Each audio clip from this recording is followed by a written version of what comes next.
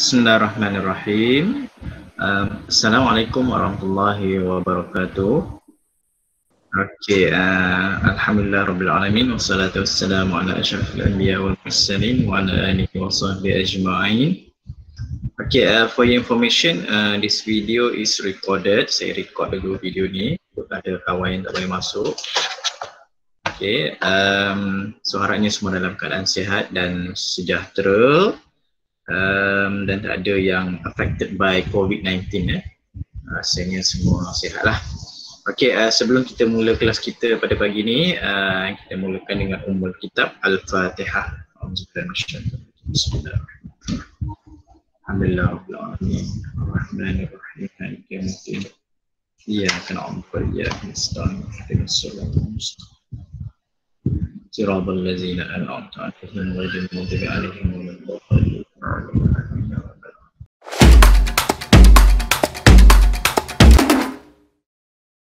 Okay, alhamdulillah, hari ini kita akan masuk chapter baru, chapter 7, iaitu cellular respiration.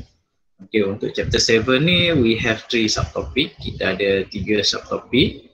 Okay, the first subtopic tajuk yang sangat pendek hari ini. Okay, insyaAllah akan settle dalam masa sebelum pukul 9 lah, ataupun pada pukul 9 lebih kurang setengah jam. And then first subtopic adalah tentang energy production, tentang energy production. Yang kedua, subtopic yang kedua adalah tentang aerobic respiration. And then the third subtopic is about fermentation.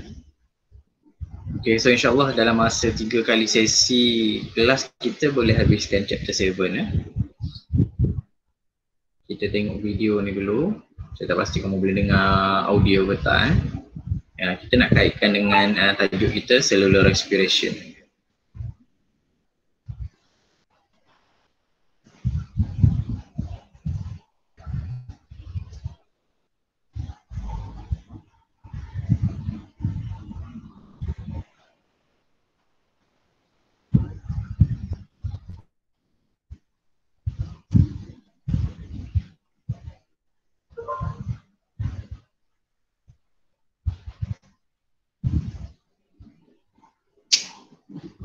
Okay, so apa yang kamu nampak dalam video tadi? Memang tak ada suara. Apa kita nak kaitkan dengan tajuk kita pada pagi ni? What is the relationship? Apa yang video tadi tunjuk? Berlari aku, berlari. Orang sedang berlari kan? So kalau orang berlari dia perlukan apa? 100 meter tu? Energi. Perlukan energi. Yeah, so kita nak kaitkan dengan aktiviti yang dilakukan dengan energi. Okay, maksudnya video tadi menunjukkan orang sedang berlari. They sprint 100 meters. Okay, in Olympic, Usain Bolt tadi. So untuk berlari dengan laju memerlukan jumlah tenaga yang banyak. Okay, so our topic today is about the production of energy through cellular respiration. Bagaimana orang yang berlari tadi dia memperolehi tenaga? How they get the energy? Macam mana dia mendapat tenaga untuk berlari? Ataupun bukan sekadar berlari lah, semua aktiviti dalam kehidupan kita needs energy, memerlukan tenaga. Okay, so our learning standard today, kita punya pembelajaran ada hasil pembelajarannya. Yang pertama adalah to justify the necessity of energy in metabolic processes. Okay, untuk menjustifikasikan, untuk menilai keperluan tenaga dalam proses metabolisme. Okay, dalam proses-proses yang melibatkan proses metabolik. Okay, dalam bab 5 kamu dah belajar tentang metabolisme. Okay, yang keduanya identify the main substrate used in energy production. Okay, mengenal pasti apakah bahan utama yang digunakan, iaitu substrate dalam penghasilan tenaga. Bahan utama dia, bahan mentah dia, bahan mentah dalam penghasilan tenaga. Okay, dan yang ketiganya adalah tulis the type of cellular respiration, menyenaraikan jenis-jenis respirasi sel, iaitu ada 3, aerobic respiration, anaerobic respiration dan juga fermentation. Jadi kamu kena tahu apa itu aerobic respiration, apa itu anaerobic respiration, dan apakah yang dikatakan sebagai fermentation. Okey. So kita tengok yang pertama, the necessity of energy in metabolic processes. Okey, kenapakah tenaga diperlukan untuk menjalankan proses metabolik? Okey, contoh tadi yang berlari lah. Okey, so kenapa manusia ataupun organisma yang hidup ini require energy? Okay, all organism require energy to carry out all living process, sebab dia perlu menjalankan semua proses hidup. Kenapa tenaga itu diperlukan dalam metabolisme? Sebab dia nak menjalankan all living process. Okay, salah satu contohnya dalam berlari tadilah. Okay, and then for breathing, nak bernafas memerlukan tenaga. Nak menggerakkan otot-otot, otot nak contract and relax also need energy. Okay, and then for growth, untuk pertumbuhan, proses cell division yang kamu belajar dalam bab sebelumnya.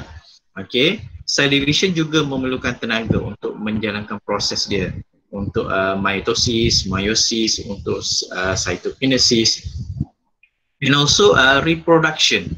Okay, kalau growth tadi melibatkan mitosis, untuk reproduction ianya akan melibatkan meiosis. Movement, contraction of muscle memerlukan tenaga. Okay, response, kita nak bertindak balas. Okay, ada loceng berbunyi, okay, ataupun ada horn berbunyi, kita akan bertindak balas. Okay, untuk menjalankan respon. Untuk menghantar impuls-impuls yang diperlukan itu ke otak dan sebagainya untuk menghasilkan tindak balas juga memerlukan tenaga. Okay, excretion. Excretion also need energy. Kita nak berkumuh, nak buang air besar, nak buang air kecil pun akan memerlukan sejumlah tenaga. Juga digestion. Okay, pencernaan pun memerlukan tenaga juga. Okay, jadi kenapa manusia memerlukan tenaga? Sebab dia nak jalankan semua proses hidup dia. Jadi semua proses hidup tadi memerlukan tenaga. Okay, what is the main substrate used in energy production? Daripada mana datangnya tenaga yang diperolehi untuk menjalankan semua proses hidup tadi? Okay, the main substrate used in energy production. Apakah substrate utama dalam penghasilan tenaga? Apakah sumber utama kita? Siapa boleh jawab? Glukos. Yes, glukos. Glukos tu datangnya daripada mana? Karbohidrat. Yes, daripada karbohidrat. Okey, yang pertama kita kena tahu, okey, respiration. Apakah itu respiration? Okey, respiration is the metabolic process in which organic molecules broken down to simpler products with the release of chemical energy for other living process. Okey, respirasi ini adalah satu proses metabolik di mana molekul-molekul organik diuraikan, dipecahkan kepada molekul yang lebih ringkas untuk membebaskan tenaga kimia untuk kegunaan proses hidup yang lain. Okey, jadi dalam proses broken down tadi, penguraian tadi, ianya melibatkan substrate utama. Jadi substrate utama yang menghasilkan tenaga adalah glukos. Okey, betul lah yang Arif bagi tahu tadi. Okey, so glukos. Jadi glukos ni datangnya daripada karbohidrat. Kalau dalam organisme, haiwan dan sebagainya, sumber glukos tu daripada karbohidrat, manakala bagi tumbuhan, the source of glucose is from the photosynthesis. Okay, so where the location of respiration? Okay, respiration occurs in mitochondria and cytoplasm of cell. Jadi proses penghasilan tenaga ini, production of energy ini occurs in mitochondria and cytoplasm. Dia berlaku di dua tempat ni dalam sel. And then it involve a series of reaction controlled by enzyme. Ianya melibatkan satu siri tindak balas yang dikawal oleh enzim. Okey, sekarang kita nak tengok hasil pembelajaran yang ketiga, learning standard yang ketiga, iaitu the types of cellular respiration. Okey, jenis-jenis respirasi sel. Okey, sebelum kita pergi kepada jenis respirasi sel, kita kena tahu the stage of respiration.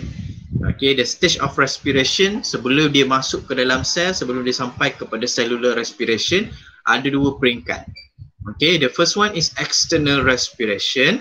Number two is internal respiration.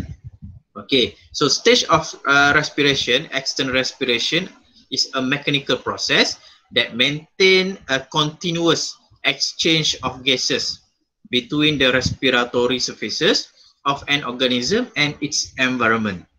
Jadi external respiration ataupun respirasi luaran adalah satu proses mechanical ataupun proses secara fizikal untuk memastikan gas yang diperlukan untuk proses respirasi dapat diambil daripada persekitaran untuk dihantar ke dalam sel. Maksudnya proses tarik nafas, hembus nafas lah. Itu adalah proses external respiration, peringkat yang pertama. Okay, second stage is internal respiration. Bila gas dah masuk ke dalam badan kita, pergi kepada paru dan dihantar oleh sel darah merah ke seluruh badan, maka akan berlaku cellular respiration. So cellular respiration is a biochemical process in which energy is made available to all living cell. Jadi bila dah sampai peringkat kedua, barulah dapat dihasilkan tenaga. Okay, jenis-jenis type of respiration, jenis-jenis respirasi, there are three types. The first one is aerobic respiration, number two anaerobic respiration, and number three is fermentation. Okay, kat mana tadi respirasi berlaku lokasi dia? Mitokondria. Mitokondria dan juga Cytoplasm. Cytoplasm. Baru je sebut. Jangan lupa. Okey, ada dua tempat. Jadi setiap daripada tiga jenis respirasi ini, tempat dia berbeza-beza. Okey, so kita tengok dulu yang pertama, aerobic respiration. What is aerobic respiration? Aerobic respiration is the breaking down of glucose in the presence of oxygen to release chemical energy. Okey, ataupun ada juga maksud dia the complete breaking down of glucose. Penguraian pemecahan lengkap molekul glukosa dengan kehadiran oksigen untuk menghasilkan tenaga kimia. Poin yang penting dekat sini dalam aerobic respiration adalah breaking down of glucose. Glucose tu diuraikan dengan sempurna, dengan komplit. Okey, dengan kehadiran oksigen. So aerobik tu merujuk kepada kehadiran oksigen. Bila ada oksigen, barulah glukos tu boleh diuraikan. Okey, itu maksud aerobic respiration. Apa itu aerobic respiration? Kita cerita dalam subtopik 7.2 dengan lebih detail lah. Okey, yang kedua, jenis yang kedua adalah anaerobic respiration. Okey, kalau aerobic tadi ada oksigen. Anaerobic, a type of cell respiration which occurs in the absence of oxygen to release energy. Dia berlawanan dengan aerobic. Aerobic tadi dia tak ada oksigen. Ada oksigen, kehadiran oksigen. Anaerobic pula absence of oxygen. Dia punya substrate masih sama, iaitu glukosa, iaitu the breakdown, incomplete breakdown of glucose in the absence of oxygen to release energy. Okay, itu beza dia. Kalau aerobic respiration ada oksigen dan dia complete penguraian dia, dia masih lagi menghasilkan tenaga. Jadi ada tiga benda. Okay, kalau anaerobic respiration, yang pertama incomplete breakdown. Okay, dia tak sempurna penguraian dia. Sebab apa? Dia absence of oxygen, tak ada oksigen, dan dia membebaskan tenaga juga. Cuma jumlah tenaga dia berbeza lah. Okey, dan yang ketiganya adalah fermentation. Okay, what is fermentation? Okay, fermentation is an alternative pathway of obtaining energy besides cellular respiration. Okey, satu cara yang alternatif untuk mendapatkan tenaga selain daripada menggunakan respirasi sel. Okay, so fermentation is the incomplete breakdown of glucose in condition of limited oxygen or without oxygen. Kalau anaerobic tadi langsung tak ada oksigen. Fermentasi pula sama ada dia limited oxygen, iaitu oksigen ada tapi tak mencukupi, ataupun without oxygen, langsung tiada oksigen. Tapi masih lagi menghasilkan tenaga. Jadi ketiga-tiga proses ini semuanya adalah proses yang dijalankan untuk menghasilkan tenaga. Okey. Okey, so dah settle untuk subtopik 7.1. Okey, so itu saja untuk kita pada pagi ini.